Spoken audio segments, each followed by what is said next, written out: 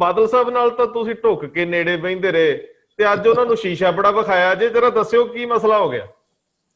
ਮਸਲਾ ਗੱਲ ਇਹ ਹੈ ਕਿ ਇੱਕ ਸੱਚ ਸਭ ਨਾ ਹੋਏ, ਦਾਰੂ ਪਾਪ ਕੱਢਾ ਢੋਏ, ਨਾਨਕ ਬਖਾਣੇ ਬੇਨਤੀ ਜੇ ਸੱਚ ਪੱਲਾ ਹੋਏ। ਗੱਲ ਇਹ ਹੈ ਕਿ ਝੂਠ ਨਾ ਬੋਲੋ।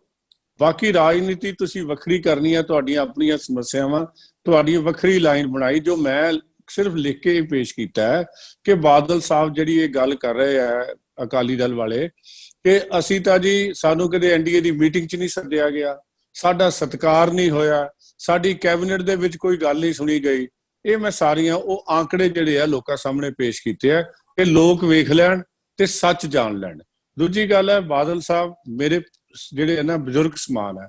ਮੈਂ ਤਾਂ ਜੇ ਆਖਾਂ ਤੇ ਪਿਤਾ ਸਮਾਨ ਹੈ ਤੇ ਮੈਂ ਉਹਨਾਂ ਦਾ 30 ਸਾਲ ਨੇੜ ਮਾਣਿਆ, ਨਿੱਘ ਮਾਣਿਆ ਤੇ ਲੇਕਿਨ ਕੁਝ ਗੱਲਾਂ ਐਸੀਆਂ ਨੇ ਜਿਹੜੀਆਂ ਮੈਂ ਵੀ ਨਹੀਂ ਸਮਝ ਸਕਿਆ ਜੀ 30 ਸਾਲ ਦੇ ਲੰਬੇ ਸਫ਼ਰ ਦੇ ਵਿੱਚ ਕਿ ਬਾਦਲ ਸਾਹਿਬ ਦਾ ਮਨ ਦੇ ਵਿੱਚ ਕੀ ਹੈ ਤੇ ਉਹ ਅਸਲ ਕਰਨਾ ਕੀ ਚਾਹੁੰਦੇ ਆ। ਤੇ ਜਦੋਂ ਬਾਦਲ ਸਾਹਿਬ ਪੰਜਾਬੀਅਤ ਨੂੰ ਛੱਡ ਕੇ ਆਪਣੇ ਪਰਿਵਾਰ ਨੂੰ ਪ੍ਰਮੋਟ ਕਰਨ ਲੱਗ ਪਏ ਨਾ, ਤੇ ਉਦੋਂ ਤੋਂ ਉਹਨਾਂ ਦੇ ਅੱਗੇ ਜਿਹੜੀ ਹੈ ਨਾ ਧੁੰਦਲਾਪਨ ਆ ਗਿਆ। ਉਹਨਾਂ ਨੂੰ ਫਿਰ ਆਪਣੇ ਪ੍ਰਾਈਡ ਦੀ ਪਹਿਚਾਣ ਨਹੀਂ ਰਹੀ।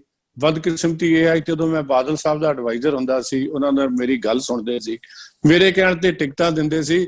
ਤੇ ਕਈ ਵਾਰੀ ਤਾਂ ਵੱਡੇ ਵੱਡੇ ਲੀਡਰ ਵੀ ਮੇਰੇ ਅੱਗੇ ਪਿੱਛੇ ਫਿਰਦੇ ਸੀ ਕਿ ਬਾਦਲ ਸਾਹਿਬ ਨੂੰ ਕਹਿ ਦਿਓ ਟਿਕਟ ਫਲਾਣੇ ਜੰਡਿਆਲੇ ਦੀ ਇਹਨਾਂ ਨੂੰ ਦਵਾ ਦਿਓ, ਫਲਾਣੇ ਨੂੰ, ਜਾਂ ਉਹਨੂੰ ਇੱਥੋਂ ਦੀ ਦਵਾ ਦਿਓ, ਜਾਂ ਤਰਨਤਾਰਨ ਦੀ ਟਿਕਟ ਉਹਨੂੰ ਦਵਾ ਦਿਓ।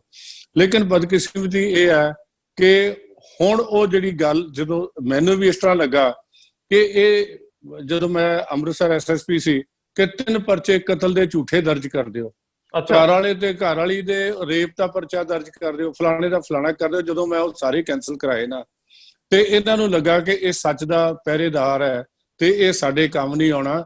ਤੇ ਅੱਜ ਉਹ 15 ਸੀਟਾਂ ਤੇ ਆ ਗਏ 75 ਤੋਂ, ਤੇ ਮੁੱਖ ਆਪੋਜੀਸ਼ਨ ਪਾਰਟੀ ਦੀ ਵੀ ਨਹੀਂ ਰਹੀ। ਸੋ ਉਹਨਾਂ ਲੋਕਾਂ ਕਰਕੇ ਜਿਹੜੇ ਲੋਕ ਸਿਰਫ ਉਹਨਾਂ ਦੇ ਜਿਹੜੇ ਉਹਨਾਂ ਨੂੰ ਖੁਸ਼ ਕਰਨ ਲਈ ਗੱਲਾਂ ਕਰਦੇ ਆ, ਸੱਚ ਦੀ ਗੱਲ ਨਹੀਂ ਕਰਦੇ। ਮੈਂ ਤਾਂ ਹਮੇਸ਼ਾ ਉਹਨਾਂ ਨਾਲ ਸੱਚ ਦੀ ਗੱਲ ਕਰਦਾ ਰਿਹਾ ਤੇ ਵੱਡੇ ਬਾਦਲ ਸਾਹਿਬ ਮੇਰਾ ਸਤਿਕਾਰ ਵੀ ਕਰਦੇ ਰਹੇ ਆ। ਲੇਕਿਨ ਇਹ ਜਿਹੜਾ ਆ ਹੁਣ ਦਾ ਜਿਹੜਾ ਨਵਾਂ ਨਿਜ਼ਾਮ ਹੈ ਉਹਦੇ 'ਚ ਉਹ ਬੰਦੇ ਕਿਸਾਨੀ ਦੀ ਗੱਲ ਕਰਦੇ ਆ ਜਿਨ੍ਹਾਂ ਦੇ ਜੇ ਤੁਸੀਂ ਉਹਨਾਂ ਦੇ ਸਰਵਿਸ ਦੇਖ ਲਓ ਨਾ ਜੀ, ਇਲੈਕਸ਼ਨ ਦਾ ਕਮਿਸ਼ਨ ਦਾ ਐਫੀਡੇਵਿਟ ਤੇ ਸ਼੍ਰੀ ਮਾਨ ਜੀ ਦੇ ਕੋਲ ਕਨਾਲ ਜ਼ਮੀਨ ਨਹੀਂ ਹੈਗੀ, ਤੇ ਜਿਸ ਬੰਦੇ ਕੋਲ 1 ਇੰਚ ਜ਼ਮੀਨ ਨਹੀਂ, ਜਿਹੜਾ ਕਦੇ ਪੈਲੀ 'ਚ ਵੜ ਕੇ ਨਹੀਂ ਵੇਖਿਆ, ਉਹ ਸਾਰਿਆਂ ਤੋਂ ਮੋਹਰੇ ਜਾ ਕੇ ਕਿਸਾਨਾਂ ਦਾ ਵਧਈ ਬਣਿਆ। ਤੁਸੀਂ ਉਹਨਾਂ ਨੂੰ ਕੀ ਕਰੋਗੇ? ਕਿੱਥੋਂ ਦੇ ਉਹ ਕਿਸਾਨ ਆ? ਹਾਂਜੀ, ਤੇ ਇਹ ਗੱਲ ਇੱਕ ਬੜੀ ਬਦਕਿਸਮਤੀ ਵਾਲੀ ਗੱਲ ਹੈ। ਜਿਸ ਬੰਦੇ ਨੇ ਟਰੈਕਟਰ ਸਾੜਿਆ ਉਹਦਾ ਐਫੀਡੇਵਿਟ ਕੱਢ ਕੇ ਵੇਖੋ, ਉਹਨੇ ਟਰੈਕਟਰ ਕੋਠੇ ਵਾਹੁਣ ਲਈ ਲਿਆ, ਛੱਤ ਵਾਹੁਣ ਲਈ ਲਿਆ, ਤੇ ਉਹਦੇ ਕੋਲ ਤਾਂ ਪੈਲੀ ਹੈ ਨਹੀਂ 1 ਇੰਚ ਵੀ, ਉਹਦੇ ਆਪਣੇ ਐਫੀਡੇਵਿਟ ਵੇਖ ਲਓ। ਸੋ ਇਹ ਬਦਕਿਸਮਤੀ ਹੈ। ਕੋਈ ਬੰਦਾ ਬਾਹਾਂ ਚੁੱਕ ਉਲਾਰ ਕੇ ਗੱਲਾਂ ਕਰਦਾ ਹੈ ਤੇ ਉਹਨਾਂ ਦਾ ਐਫੀਡੇਵਿਟ ਕੱਢ ਕੇ ਵੇਖੋ, ਉਹਨਾਂ ਕੋਲ ਵੀ ਪੈਲੀ ਹੈ ਨਹੀਂ। ਅੱਛਾ ਲਾਲਪੁਰਾ ਸਾਹਿਬ, ਮੈਨੂੰ ਕਿਉਂਕਿ ਹੁਣ ਗੱਲ ਤੁਰ ਪਈ ਤੇ ਤੋਰ ਹੀ ਲੈਨੇ ਆ, ਮੈਨੂੰ ਜ਼ਰਾ ਇਹ ਦੱਸਿਓ ਕਿ ਆਖਰ ਜਿਹੜੇ ਦਹਾਕਿਆਂ ਦੇ ਗੱਠਜੋੜ ਹੁੰਦੇ ਆ ਇੰਨੀ ਕਾਹਲੀ 'ਚ ਟੁੱਟ ਜਾਂਦੇ ਆ, ਤੁਹਾਨੂੰ ਲੱਗਦਾ ਕਿ ਇਹ ਇੱਕ ਬੜਾ ਟਾਈਮ ਟੈਸਟਡ ਗੱਠਜੋੜ ਸੀ ਜਿਹਨੇ ਬੜਾ ਪੇ ਕੀਤਾ ਦੋਵਾਂ ਧਿਰਾਂ ਨੂੰ, ਔਰ ਸੱਤਾ ਮਾਣੀ, ਰੱਜ ਕੇ ਮਾਣੀ, ਅੱਜ ਇੱਕਦਮ ਉਹ 'ਚੋਂ ਬਾਹਰ ਆਉਣਾ ਇਹ ਨੁਕਸਾਨ ਵੀ ਹੋ ਗਿਆ। ਦੂਜੀ ਗੱਲ ਇਹ ਹੈ ਕਿ ਬਾਦਲ ਸਾਹਿਬ ਵਰਗੀ ਬੁਲੰਦ ਹਸਤੀ, ਦੇਖੋ ਇਹ ਲੋਕ ਮੈਨੂੰ ਇਸ ਗੱਲ ਤੇ ਬੁਰਾ ਭਲਾ ਕਹਿਣਗੇ, ਪਰ ਸਿੱਖਾਂ 'ਚ ਕਿੰਨੇ ਕੁ ਲੀਡਰ ਹੋਏ ਜਿਹੜੇ 5 ਵਾਰੀ ਮੁੱਖ ਮੰਤਰੀ ਬਣ ਸਕਣ? ਆਖਰ ਉਸ ਬੰਦੇ 'ਚ ਕੋਈ ਗੁਣ ਤਾਂ ਹੋਊਗਾ ਕਿ ਉਹਨੇ ਸਿੱਖਾਂ ਵਰਗੀ ਜਮਾਤ ਜਿਹੜੀ ਆਪਸ ਵਿੱਚ ਲੜਨ ਭਿੜਨ ਲਈ ਵੀ ਮਸ਼ਹੂਰ ਹੈ ਤੇ ਅਸੀਂ ਕਿਸੇ ਨੂੰ ਮੰਨਦੇ ਹੀ ਨਹੀਂ, ਉਹਦੇ ਵਿੱਚ 5 ਵਾਰੀ ਮੁੱਖ ਮੰਤਰੀ ਤੇ ਲਗਾਤਾਰ ਅਕਾਲੀ ਦਲ ਨੂੰ ਆਪਣੀ ਜੇਬ 'ਚ ਪਾ ਕੇ ਰੱਖਿਆ। ਆਖਰ ਉਹ ਇਹਨਾਂ ਡਾਊਨਫਾਲ ਵੱਲ ਕਿਉਂ ਚਲੇ ਗਏ? ਇਹ ਦੋ ਪੱਖ ਆ, ਇੱਕ ਗੱਠਜੋੜ ਤੋੜਨਾ, ਦੂਜਾ ਉਹਨਾਂ ਦੀ ਮਾੜੀ ਹਾਲਤ ਹੋ ਜਾਣੀ। ਬਾਦਲ ਸਾਹਿਬ ਦੇ ਵਿੱਚ ਇੱਕ ਗ੍ਰੇਟਨੈਸ ਸੀ ਜੀ, ਜੋ ਮੈਂ ਉਹਨਾਂ ਦੇ ਵੇਖਿਆ ਨਾਲ ਰਹਿ ਕੇ। ਜਿਹੜੀ ਗੱਲ ਉਹਨਾਂ ਨੂੰ ਆਖ ਦਈਏ ਨਾ ਔਰ ਉਹਨਾਂ ਦੇ ਮਨ ਨੂੰ ਚੰਗੀ ਲੱਗ ਜਾਏ, ਉਹ ਸਮਾਂ ਨਹੀਂ ਸੀ ਲਾਉਂਦੇ, ਉਸੇ ਵੇਲੇ ਕਰ ਦਿੰਦੇ ਸੀ। ਮੈਂ ਇੱਕ ਤੁਹਾਨੂੰ ਗੱਲ ਸੁਣਾਉਣਾ ਕਿ ਜਦੋਂ 97 ਚ ਗਵਰਨਮੈਂਟ ਬਣੀ ਤੇ ਮੈਂ ਐਸਐਸਪੀ ਤਰਨਤਾਰਨ ਸੀ। ਅਸੀਂ ਇੱਕ ਗੱਲ ਕੀਤੀ, ਮੈਂ ਐਵੇਂ ਹੀ ਜਿਹੜਾ ਦੇਸੀ ਭਾਸ਼ਾ 'ਚ, ਪਹਿਲੇ ਦਿਨ ਉਹ ਦਰਬਾਰ ਸਾਹਿਬ ਮੱਥਾ ਟੇਕਣ ਆਏ, ਸਰਕਿਟ ਹਾਊਸ ਮੀਟਿੰਗ ਹੋਈ ਤੇ ਉਹਨਾਂ ਨੇ ਪ੍ਰੈਸ ਕਾਨਫਰੰਸ ਕਰਨੀ ਸੀ। ਮੈਂ ਉਹਨਾਂ ਨੂੰ ਇੱਕ ਗੱਲ ਆਖੀ, ਮੈਂ ਕਿਹਾ ਸਰ 1-2-3 ਕੰਮ ਕਰਨ ਵਾਲੇ ਨੇ। ਕਹਿੰਦੇ ਦੱਸੋ? ਮੈਂ ਕਿਹਾ ਇੱਕ ਤਾਂ ਜਦੋਂ 80 ਚ ਤੁਹਾਡੀ ਗਵਰਨਮੈਂਟ ਡਿਸਮਿਸ ਹੋਈ, ਹੁਣ 17 ਸਾਲ ਬਾਅਦ ਪੰਥ ਦੀ ਸਰਕਾਰ ਬਣੀ ਹੈ ਜੀ, ਤੁਸੀਂ ਲੋਕਾਂ ਦੇ ਦੁੱਖ ਸੁਣਨ ਲਈ ਉਹਨਾਂ ਦੇ ਘਰ ਜਾਇਓ, ਉਹਨਾਂ ਨੂੰ ਮਿਲੋ ਜਾ ਕੇ, ਤੇ ਗੱਲ ਅੱਗੇ ਚੱਲਣੀ ਚਾਹੀਦੀ ਹੈ। ਉਸ ਤੋਂ ਬਾਅਦ ਜਿਹੜੇ ਤਹਿਸੀਲਦਾਰਾਂ ਤੋਂ ਰੋਟੀ ਖਾਂਦੇ ਆ, ਇਹ ਬੰਦ ਹੋਣੀ ਚਾਹੀਦੀ ਹੈ। ਇਹ ਫਿਰ ਸਰਕਾਰ ਦੇ ਨਾਂ ਤੇ ਪੈਸਾ ਇਕੱਠਾ ਕਰਦੇ ਆ। ਤੀਜੀ ਗੱਲ ਹੈ, ਕਰਪਸ਼ਨ ਨੂੰ ਰੋਕਣ ਲਈ ਤੁਹਾਨੂੰ ਚਾਹੀਦਾ ਵੀ ਜਿਹੜੇ ਬੰਦੇ ਅੱਛੇ ਅਫਸਰ ਹੈ ਉਹਨਾਂ ਨੂੰ ਇਨਾਮ ਦਿਓ, ਤੇ ਜਿਹੜੇ ਬੰਦੇ ਆ ਅਧਿਕਾਰੀਆਂ ਨੂੰ ਫੜਾਉਂਦੇ ਆ ਉਹਨਾਂ ਨੂੰ ਵੀ ਇਨਾਮ ਦਿਓ, ਤਾਂ ਕਿ ਇੱਕ ਐਸਾ ਮਾਹੌਲ ਬਣੇ ਜਿਹਦੇ ਵਿੱਚ ਲੋਕਾਂ ਨੂੰ ਲੱਗੇ ਕਿ ਵਾਕਈ ਇਹ ਇੱਕ ਚੇਂਜ ਆਈ ਹੈ, ਸਿੱਖਾਂ ਦਾ ਆਪਣਾ ਰਾਜ ਆਇਆ, ਤੇ ਉਹ ਸਰਕਾਰ ਖਾਲਸਾ ਜਿੱਥੇ ਸਾਰੇ ਰਾਜੀ ਰਹਿੰਦੇ ਸੀ, ਜਿਨ੍ਹਾਂ ਦੇ ਨਾਂ ਤੇ ਸਰਕਾਰ ਚਲਾਣੀ ਚਾਹੁੰਦੇ ਸੀ, ਉਹ ਚੱਲਣੀ ਚਾਹੀਦੀ ਹੈ। ਬਾਦਲ ਸਾਹਿਬ ਦੀ ਗ੍ਰੇਟਨੈਸ ਹੈ। ਇਹ ਪ੍ਰੈਸ ਨੋਟ IB ਦੇ ਦਫ਼ਤਰ 'ਚ ਲਿਖਿਆ ਗਿਆ, ਮਹਿੰਦਰਾ ਹਾਊਸ ਆ, ਗੁਰਬਚਨ ਸਿੰਘ ਉੱਥੇ DIG ਸੀ, ਉਹੀ ਉਸੇ ਤਰ੍ਹਾਂ ਹੀ ਬਾਦਲ ਸਾਹਿਬ ਨੇ ਪ੍ਰੈਸ ਨੂੰ ਦੇਤਾ, ਰਿਕਾਰਡ ਤੇ ਹੈਗਾ। ਨਾਲ ਹੀ ਹੇਰ ਪਿੰਡ ਚਲੇ ਗਏ, ਹੇਰ ਜਾ ਕੇ ਲੋਕਾਂ 'ਚ ਜਾ ਕੇ ਬੈਠੇ, ਪਹਿਲਾ ਸੰਗਤ ਦਰਸ਼ਨ ਉੱਥੋਂ ਸ਼ੁਰੂ ਹੋ ਗਿਆ, ਜਿਹੜੀ ਮੈਂ ਬੇਨਤੀ ਕੀਤੀ ਸੀ। ਮਹਾਰਾਜਾ ਰਣਜੀਤ ਸਿੰਘ ਇਨਾਮ ਵੀ ਹੋ ਗਿਆ ਕਿ ਅਸੀਂ ਹਰ ਇੱਕ ਅਫਸਰ ਨੂੰ ਦੇਵਾਂਗੇ ਜਿਹੜਾ ਅੱਛਾ ਅਫਸਰ ਹੋਏਗਾ, ਤੇ 25,000 ਰੁਪਇਆ ਉਹਨਾਂ ਨੂੰ ਫੜਾਉਣ ਵਾਲਿਆਂ ਨੂੰ ਵੀ ਦੇਵਾਂਗੇ। ਇਹ ਤਿੰਨੇ ਚੀਜ਼ਾਂ ਐਲਾਨ ਹੋ ਗਿਆ। ਉਹਦਾ ਫਰਕ ਕੀ ਪਿਆ ਕਿ 1998 ਦੀਆਂ ਲੋਕ ਸਭਾ ਦੀਆਂ 13 ਦੀਆਂ 13 ਸੀਟਾਂ ਅਕਾਲੀ ਦਲ ਜਿੱਤ ਗਿਆ।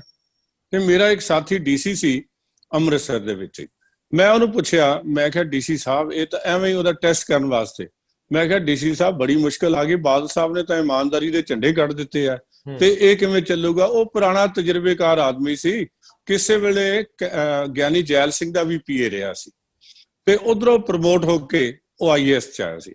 ਉਹ ਮੈਨੂੰ ਕਹਿਣ ਲੱਗਾ, ਭਾਈ ਸਾਹਿਬ ਛੱਡੋ ਪਰੇ, 6 ਮਹੀਨੇ ਬਾਅਦ ਇਹਨਾਂ ਨੇ ਵੀ ਉਸੇ ਤਰ੍ਹਾਂ ਦੇ ਹੋ ਜਾਣੇ, ਘਬਰਾਓ ਨਾ। ਉਹ ਗੱਲ ਇਹ ਹੋਈ ਫਿਰ 98 ਤੋਂ ਬਾਅਦ ਤਾਂ ਫਿਰ ਖੁੱਲ ਖਿਲ ਹੋ ਗਈ, ਤੇ ਤੁਸੀਂ ਵੇਖ ਲਿਆ ਵੀ 92 ਦੇ ਵਿੱਚ ਤਾਂ 2 ਸੀਟ, 99 'ਚ 2 ਸੀਟਾਂ ਹੀ ਜਿੱਤ ਸਕੇ ਲੋਕ ਸਭਾ ਦੀਆਂ।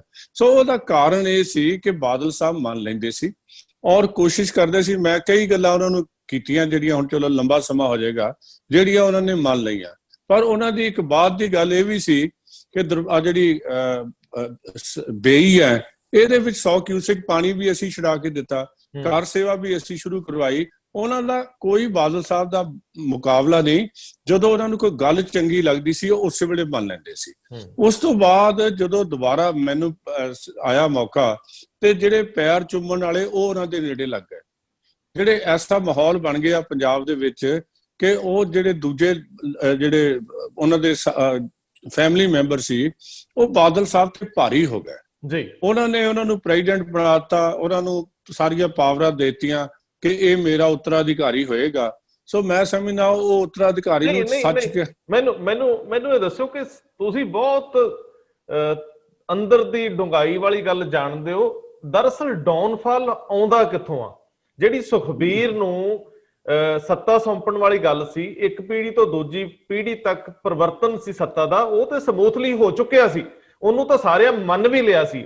ਫਿਰ ਇਹ ਰਿਵੋਲਟ ਪੈਦਾ ਹੁੰਦੇ ਆ ਇੱਕਦਮ ਸਰ। ਇਹ ਐਕਚੁਅਲੀ ਇਹ ਬਦਲਾਅ ਕਿੱਥੇ ਆਇਆ? ਇਹ ਡਾਊਨਫਾਲ ਕਿੱਥੋਂ ਸ਼ੁਰੂ ਹੁੰਦਾ ਹੈ? ਕਿਉਂਕਿ ਤੁਸੀਂ ਉਦੋਂ ਰੂਰਲ ਦੇ SSP ਵੀ ਸੀਗੇ ਅੰਮ੍ਰਿਤਸਰ ਦੇ ਵਿੱਚ, ਤੁਸੀਂ ਨੇੜਿਓਂ ਘਟਨਾਕ੍ਰਮ ਵੀ ਦੇਖਦੇ ਸੀ। ਦੇਖੋ, ਮੈਂ ਇੱਕ ਗੱਲ ਜਾਣਨਾ, ਪਹਿਲੀ ਗੱਲ ਜਿਹੜੀ ਮੈਂ ਬਾਦਲ ਸਾਹਿਬ ਦੀ ਦੇਖਦਾ ਸੀਗਾ ਉਹ ਇਹ ਸੀ ਵੀ ਉਹ ਸੱਚੀ ਗੱਲ ਮੰਨ ਲੈਂਦੇ ਸੀ, ਗੱਲ ਵੀ ਕਰਦੇ ਸੀ। ਲੇਕਿਨ ਜਦੋਂ ਉਹਨਾਂ ਦੇ ਕੋਲੋਂ ਇਹ ਗਿਆ ਨਾ, ਮੈਂ ਇੱਕ ਤੁਹਾਨੂੰ ਗੱਲ ਸੁਣਾਉਣਾ। ਮੈਂ SSP ਕਪੂਰਥਲੇ ਸੀ, ਠੀਕ ਹੈ, ਤੇ ਉੱਥੇ ਇੱਕ ਐਸਾ ਮਾਹੌਲ ਬਣ ਗਿਆ ਕਿ ਜਿਹੜਾ ਉੱਥੋਂ ਦਾ ਕਾਂਗਰਸੀ MLA ਸੀ ਨਾ, ਉਹਨੂੰ ਦਾ ਕੈਂਡੀਡੇਟ ਸੀਗਾ, ਉਹਨੂੰ ਇਹ ਲੱਗਾ ਕਿ ਜੇ ਇਕਬਾਲ ਸਿੰਘ ਇੱਥੇ 6 ਮਹੀਨੇ ਰਹਿ ਗਿਆ ਨਾ, ਤੇ ਮੈਂ ਇੱਥੋਂ ਇਲੈਕਸ਼ਨ ਨਹੀਂ ਜਿੱਤ ਸਕਦਾ, ਕਿਉਂਕਿ ਮੈਂ ਉੱਥੇ ਪੌਣੇ 4 ਸਾਲ SSP ਰਿਹਾ। ਤੇ ਉਹਨੇ ਮੇਰੀ ਬਦਲੀ ਕਰਾਉਣ ਲਈ ਇੱਕ ਅਕਾਲੀ MLA ਨੂੰ ਨਾਲ ਰਲਾਇਆ, ਜਿਹੜਾ ਬੜਾ ਪਾਵਰਫੁਲ ਸੀ, ਹਾਂਜੀ, ਇੱਕ ਹੋਮ ਸੈਕਟਰੀ ਨੂੰ ਨਾਲ ਰਲਾਇਆ, ਇੱਕ DGP ਨੂੰ ਨਾਲ ਰਲਾਇਆ, ਤੇ ਇਹਨਾਂ ਇੱਕ ਪ੍ਰਿੰਸੀਪਲ ਸੈਕਟਰੀ ਨੂੰ ਨਾਲ ਰਲਾਇਆ, ਤੇ ਉਹਨਾਂ ਨੇ ਮਿਲ ਕੇ ਬਾਦਲ ਸਾਹਿਬ ਦੇ ਕੰਨ ਭਰੇ, ਮੇਰੀ ਬਦਲੀ ਹੋ ਗਈ, ਮੈਨੂੰ ਕੋਈ ਨੁਕਸਾਨ ਨਹੀਂ ਸੀ। ਇੱਕ ਜਿਹੜੀ ਮੈਂ ਗੱਲ ਅਗਲੀ ਸੁਣਾਉਣ ਲੱਗਾ, ਉੱਥੇ ਇੱਕ ਥਾਣੇਦਾਰ ਸੀ ਜਿਹਦੇ ਖਿਲਾਫ 15 ਪਰਚੇ ਖੋਹਾਂ ਦੇ, ਲੁੱਟਾਂ ਖੋਹਾਂ ਦੇ ਪੈਸੇ ਦਰਜ ਸੀ। ਉਹਦਾ ਪਿਤਾ ਅਕਾਲੀ ਜਥੇਦਾਰ ਸੀ ਕਿਸੇ ਜ਼ਿਲ੍ਹੇ ਦਾ, ਤੇ ਬਾਦਲ ਸਾਹਿਬ ਦੇ ਨੇੜ ਸੀ। ਜਦੋਂ ਵੀ ਬਾਦਲ ਸਾਹਿਬ ਨੂੰ ਜਾਣਾ, ਉਹ ਛੱਡੋ ਜੀ ਰਹਿਣ ਦਿਓ ਜੀ, ਛੱਡੋ ਜੀ ਰਹਿਣ ਦਿਓ ਜੀ। ਉਹ ਬੰਦਾ 3 ਸਾਲ SHO ਰਿਹਾ, ਔਰ ਉਹਨੇ ਬੜਾ ਲਾਅ ਐਂਡ ਆਰਡਰ ਦੀ ਜਿਹੜੀ ਹੈ ਨਾ ਐਸੀ ਕੀ ਤੈਸੀ ਕੀਤੀ। ਥਾਣੇ ਦੇ ਵਿੱਚੋਂ ਵੀ ਉਹ ਵਿਕਦੇ ਰਹੇ, ਜਿਹੜੇ ਆ ਹਵਾਲੇ ਦਾ ਕੰਮ ਹੁੰਦਾ ਰਿਹਾ। ਥਾਣੇ ਦੇ ਵਿੱਚੋਂ ਸਾਰੀਆਂ ਪ੍ਰੋਬਲਮਸ ਉਹਨਾਂ ਨੇ ਕਰਦੀ ਰਹੀਆਂ, ਸਰਕਾਰੀ ਗੱਡੀਆਂ ਹਵਾਲੇ ਲਈ ਵਰਤੀਆਂ ਗਈਆਂ। ਲੇਕਿਨ ਉਹਨੂੰ ਸਪੋਰਟ ਕਰ ਰਹੇ ਸੀ ਬਾਦਲ ਸਾਹਿਬ ਦੇ ਫੈਮਿਲੀ ਮੈਂਬਰ, ਜੀ। ਔਰ ਉਹ ਬੰਦਾ ਜਦੋਂ ਕ੍ਰਿਮੀਨਲ ਨੂੰ ਸਪੋਰਟ ਕਰਨ ਲੱਗ ਗਿਆ, ਮੈਂ ਤੇ ਉਸ ਵੇਲੇ ਦੇ ਆਈਜੀ ਔਜਲਾ ਸਾਹਿਬ ਤੇ ਉਸ ਵੇਲੇ ਦੇ ਡੀਜੀਪੀ ਡੋਗਰਾ ਸਾਹਿਬ, ਅਸੀਂ ਤਿੰਨੇ ਹੀ ਬੇਵਸ ਹੋ ਗਏ ਉਹਨਾਂ ਦੇ ਅੱਗੇ ਕਿ ਉਹ ਥਾਣੇਦਾਰ ਸਾਡੇ ਤੇ ਭਾਰੀ ਹੋਇਆ। ਹਾਂਜੀ, ਉਹਨਾਂ ਨੂੰ ਸਪੋਰਟ ਸੀ ਫੈਮਿਲੀ ਦੀ, ਤੇ ਲੋਕਾਂ 'ਚ ਉਹਨਾਂ ਦੀ ਵੈਲਿਊ ਜ਼ੀਰੋ ਹੋ ਗਈ। ਫਿਰ ਜਦੋਂ ਉਹ ਬੰਦੇ ਨੇ ਇਲੈਕਸ਼ਨ ਆਇਆ ਤੇ ਉਹਦਾ ਪਿਤਾ ਐਮਐਲਏ ਦੇ ਕੈਂਡੀਡੇਟ ਖੜਾ ਹੋ ਗਿਆ ਆਜ਼ਾਦ। ਫਿਰ ਬਾਦਲ ਸਾਹਿਬ ਨੇ ਮੈਨੂੰ ਕੋਠੀ ਸੱਦਿਆ, ਉਹ ਕਾਕਾ ਜੀ ਤੁਸੀਂ ਫਲਾਣੇ ਦੀ ਗੱਲ ਕਰਦੇ ਹੋ। ਮੈਂ ਕਿਹਾ ਜੀ ਰਿਕਾਰਡ ਉੱਥੇ ਹੀ ਪਿਆ, ਜਿਹੜੀ ਕਾਰਵਾਈ ਕਰਾਉਣੀ ਆ ਉਹ ਹੁਣ ਦੇ ਐਸਐਸਪੀ ਤੋਂ ਕਰਾ ਲਓ, ਆਪੇ ਸਾਰਾ ਕੁਝ ਪਾਸ ਹੈਗਾ। ਲੇਕਿਨ ਉਹ ਮੈਂ ਤਾਂ ਹੁਣ ਉੱਥੋਂ ਬਦਲ ਚੁੱਕਾ, ਮੈਂ ਤਾਂ ਕੁਝ ਕਰ ਨਹੀਂ ਸਕਦਾ। ਸੋ ਉੱਥੇ ਉਹੀ ਲੋਕ ਅੱਗੇ ਆ ਗਏ ਕਿਸੇ ਨਾ ਕਿਸੇ ਢੰਗ ਨਾਲ ਗੱਲਾਂ ਕਰਕੇ, ਜਿਹੜੇ ਬੰਦਿਆਂ ਦਾ ਕ੍ਰਿਮੀਨਲ ਬੈਕਗ੍ਰਾਉਂਡ ਸੀ, ਜਿਹੜਾ ਦਾ ਚਰਿੱਤਰ ਜਿਹੜਾ ਆ ਉਹ ਅਬਵ ਬੋਰਡ ਨਹੀਂ ਸੀਗਾ। ਔਰ ਅਸੀਂ ਫਿਰ ਹੌਲੀ ਹੌਲੀ ਪਿੱਛੇ ਹਟ ਗਏ ਵੀ ਜੇ ਸੁਣਨੀ ਨਹੀਂ ਤਾਂ ਆਖਣ ਦੀ ਗੱਲ ਵੀ ਕੀ ਹੈਗੀ ਆ। ਸੋ ਇਹ ਚੀਜ਼ਾਂ ਐਸੀਆਂ ਸੀ ਜਿਹਦੇ ਕਰਕੇ ਉਹ ਮੈਂ ਸਮਝਦਾ ਸੀ ਉਦੋਂ ਬਾਦਲ ਸਾਹਿਬ ਨੂੰ ਮਿਲਣਾ ਵੀ ਜਿਹੜਾ ਨਾ ਕੋਈ ਬਹੁਤਾ ਲਾਭ ਨਹੀਂ ਸੀ ਹੁੰਦਾ। ਉਹਨਾਂ ਨੇ ਕਹਿਣਾ ਜੀ ਉਹਨਾਂ ਨਾਲ ਗੱਲ ਕਰ ਲਓ, ਤੇ ਉੱਥੇ ਗੱਲ ਕਿਸੇ ਦੀ ਸੁਣੀ ਨਹੀਂ ਜਾਣੀ। ਔਲਖ ਸਾਹਿਬ ਵਰਗੇ ਅੱਜ ਹੁਣ ਉਹ ਕਾਫੀ ਹੱਦ ਤੱਕ ਖਮਿਆਜ਼ਾ ਭੁਗਤਣਾ ਪੈ ਰਿਹਾ। ਮੈਨੂੰ ਇੱਕ ਜਾਂਦੇ ਜਾਂਦੇ ਗੱਲ ਦੱਸੋ, ਤੁਹਾਡਾ ਸਮਾਂ ਬਹੁਤ ਕੀਮਤੀ, ਮੈਂ ਜ਼ਿਆਦਾ ਨਾ ਲਵਾਂ। ਇੱਕ ਆਮ ਲੋਕਾਂ 'ਚ ਭਰਮ ਪੈਦਾ ਹੋ ਰਿਹਾ ਕਿ ਤੁਹਾਡਾ ਗੱਠਜੋੜ ਟੁੱਟਿਆ ਨਹੀਂ, ਇਹ ਤਾਂ ਰਸਮ ਵਜੋਂ ਟੁੱਟਿਆ, ਮੂੰਹ ਦਿਖਾਈ ਜੀ ਹੈ ਵੀ ਟੁੱਟ ਗਿਆ ਟੁੱਟ ਗਿਆ। ਅੰਦਰੋਂ ਤੁਸੀਂ ਫਰੈਂਡਲੀ ਮੈਚ ਖੇਡ ਰਹੇ ਹੋ ਕਿ ਅੱਜ ਉਹ ਬਾਹਰ ਨੇ, ਕੱਲ ਨੂੰ ਵੱਡੇ ਬਾਦਲ ਸਾਹਿਬ 2-4-10 ਮਹੀਨੇ ਬਾਅਦ ਕਹਿਣਗੇ ਲੋ ਜੀ ਉਹ ਤਾਂ ਬੱਚੇ ਸੀਗੇ ਜੀ, ਸਾਡਾ 9 ਮਾਸ ਦਾ ਰਿਸ਼ਤਾ ਹੈ, ਆਪਾਂ ਥੋੜੀ ਤੋੜ ਸਕਦੇ ਹਾਂ, ਅਸੀਂ ਤਾਂ ਤੁਹਾਡੇ ਨਾਲ ਆ ਜੀ। ਇਹ ਸੱਚ ਕੀ ਹੈ? ਵੀ ਇਹ ਵੀ ਪਰਦਾ ਚੱਕ ਦਿਓ ਜ਼ਰਾ। ਰੰਧਾਵਾ ਸਾਹਿਬ, ਕਿਸੇ ਨੇ ਭਵਿੱਖ ਨਹੀਂ ਵੇਖਿਆ ਕੀ ਹੁੰਦਾ। ਭਵਿੱਖ ਦੇ ਵਿੱਚ ਸੰਭਾਵਨਾਵਾਂ ਦੀ ਰਾਜਨੀਤੀ ਹੈ, ਕੁਝ ਵੀ ਹੋ ਸਕਦਾ। ਲੇਕਿਨ ਅੱਜ ਦੀ ਜਿਹੜੀ ਗੱਲ ਹੈ ਮੈਂ ਤੁਹਾਨੂੰ ਸਪਸ਼ਟ ਕਰ ਰਿਹਾ, ਉਹ ਇਹ ਹੈ ਕਿ ਅਕਾਲੀ ਦਲ ਪਿਛਲੇ 4 ਮਹੀਨੇ ਤੋਂ ਕੋਸ਼ਿਸ਼ ਕਰ ਰਿਹਾ ਸੀ ਕਿ ਅਸੀਂ ਇੱਕ ਨਵਾਂ ਨੈਰੇਟਿਵ ਖੜਾ ਕਰੀਏ। ਉਹ ਨੈਰੇਟਿਵ ਕੀ ਹੈ? ਖਾਲਿਸਤਾਨ ਦਾ। ਜਥੇਦਾਰ ਸ਼੍ਰੀ ਅਕਾਲ ਤਖਤ ਸਾਹਿਬ ਦੇ 6 ਜੂਨ ਨੂੰ ਇਹ ਗੱਲ ਕਰਦੇ ਆ ਕਿ ਜੇ ਖਾਲਿਸਤਾਨ ਮੈਨੂੰ ਮਿਲੇ, ਸਾਨੂੰ ਮਿਲ ਜਾਏਗਾ ਤੇ ਅਸੀਂ ਝੋਲੀ 'ਚ ਪਾ ਲਾਂਗੇ, ਅਸੀਂ ਨਾ ਨਹੀਂ ਕਰਾਂਗੇ। ਇਹ ਗੱਲ ਸੰਤ ਜਰਨੈਲ ਸਿੰਘ ਹੋਰੀ ਵੀ ਕਹਿੰਦੇ ਹੁੰਦੇ ਸੀ ਬਲੂ ਸਟਾਰ ਤੋਂ ਪਹਿਲਾਂ। ਇਹ ਇੱਕ ਨਵਾਂ ਉਹ ਉੱਥੇ ਜਾਣਾ ਗਏ। ਦੂਜੀ ਗੱਲ, 13 ਸਤੰਬਰ ਨੂੰ ਉਹਨਾਂ ਨੇ ਪਟਿਆਲੇ ਦੇ ਵਿੱਚ ਫੈਡਰੇਸ਼ਨਸ ਨੂੰ ਕਿਹਾ, ਫੈਡਰੇਸ਼ਨਾਂ ਵੀ ਬੁੱਢਿਆਂ ਦੀਆਂ ਫੈਡਰੇਸ਼ਨਾਂ ਆ, ਉਹਨਾਂ ਨੂੰ ਤਾਂ ਇਹ ਲਵਜ਼ ਫੈਡਰੇਸ਼ਨ ਦਾ ਸਟੂਡੈਂਟਸ ਵਾਸਤੇ ਹੋਇਆ, ਜਿਹਦੇ ਵਿੱਚ ਬੜੇ ਅੱਛੇ ਅੱਛੇ ਲੋਕ ਜਿਹੜੇ ਅੱਗੇ ਵਧੇ। ਔਰ ਕਿਸੇ ਵੇਲੇ ਹਰਬੰਸ ਲਾਲ ਜੀ ਵੀ ਉਹਦੇ ਚੇਅਰਮੈਨ ਰਹੇ, ਤੇ ਬੜਾ ਪ੍ਰੈਜ਼ੀਡੈਂਟ ਰਹੇ, ਤੇ ਅੱਛੀ ਉਹਨੇ ਸੰਸਥਾ, ਵੈਰੀ ਨਾਈਸ ਆਰਗੇਨਾਈਜੇਸ਼ਨ ਹੈ। ਤੇ ਉਹਦਾ ਅੱਜ ਸਰੂਪ ਇਹ ਆ, ਉਹਨਾਂ ਨੂੰ ਧੱਕੇ ਨਾਲ ਕਿਹਾ ਕਿ ਤੁਸੀਂ ਸਾਰੇ ਇਕੱਠੇ ਹੋ। ਇਹ ਹੁਕਮ ਵੀ ਅਕਾਲ ਤਖਤ ਤੋਂ ਆ ਜਾਏਗਾ। ਹੁਣ ਅਗਲਾ ਹੁਕਮ ਆਏਗਾ, ਜਿਵੇਂ ਪ੍ਰੋਫੈਸਰ ਮਨਜੀਤ ਸਿੰਘ, ਪ੍ਰੋਫੈਸਰ ਦਰਸ਼ਨ ਸਿੰਘ ਦੇ ਹੁਕਮ ਆਉਂਦੇ ਸੀ ਕਿ ਸਾਰੇ ਅਕਾਲੀ ਦਲ ਇਕੱਠੇ ਹੋ, ਸਾਰੇ ਇਕੱਠੇ ਹੋ, ਤੇ ਫਿਰ ਇੱਕ ਨੂੰ ਚੁਣੋ। ਉਹ ਜਥੇਦਾਰ ਕਹੇਗਾ ਕਿ ਫਲਾਣੇ ਨੂੰ ਪ੍ਰਧਾਨ ਮੰਨ ਲਓ, ਜਿਹੜਾ ਉਹਦੇ 'ਚ ਨਹੀਂ ਆਏਗਾ ਉਹਨੂੰ ਕੱਢਤਾ ਜਾਏਗਾ। ਹੁਣ ਧਰਤੀ ਪੈਰ ਥੱਲੇ ਨਹੀਂ ਹੈਗੀ। ਗੁਰੂ ਘਰ ਦੀ ਸੇਵਾ ਕਰਕੇ ਗੁਰੂ ਸਿੱਖ ਪੰਥ ਦਾ ਤੁਸੀਂ ਸਹੀ ਪੈਸਾ ਸਹੀ ਇੱਕ ਇੱਕ ਕੰਮ ਤੇ ਯੂਜ਼ ਕਰੋ। ਉਹ ਕਿੱਥੇ ਕਿੱਥੇ ਗਲਤੀਆਂ ਹੋ ਗਈਆਂ, ਕਿੱਡਾ ਵੱਡਾ ਸਕੈਂਡਲ ਬਣ ਗਿਆ। ਸਿੱਖਾਂ ਨੂੰ ਇਹਨਾਂ ਤੋਂ ਵਿਸ਼ਵਾਸ ਹੀ ਉੱਠ ਚੁੱਕਾ।